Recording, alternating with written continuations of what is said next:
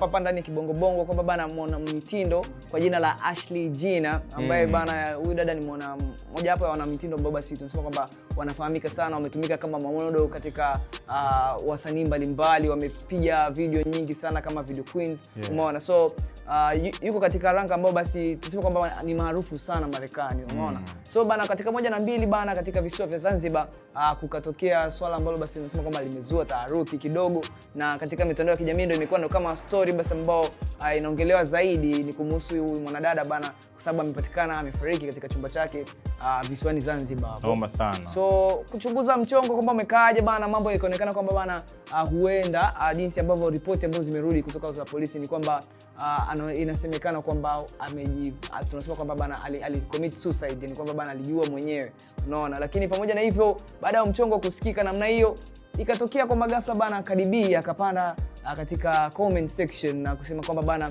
huyu mwanadada hajajiua mwenyewe. Sasa huu mchongo umekaaje, kwamba Cardi B kuna jambo gani ambalo basi analifahamu kuhusu mchongo?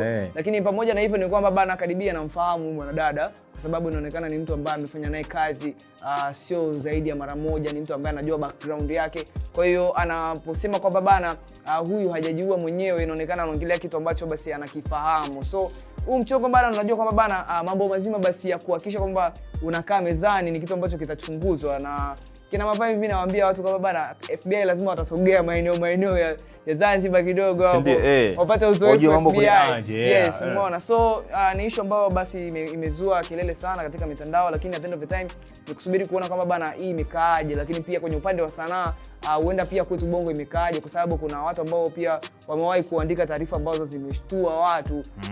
Kuna mwanadada aliwahi kuandika ujumbe kwamba bana mimi msiponiokoa bana mimi nakufa wakati fulani, maana fulani amesema anakuja kuniokoa. So manga ni nyingi sana katika industry ya sanaa kwa ujumla.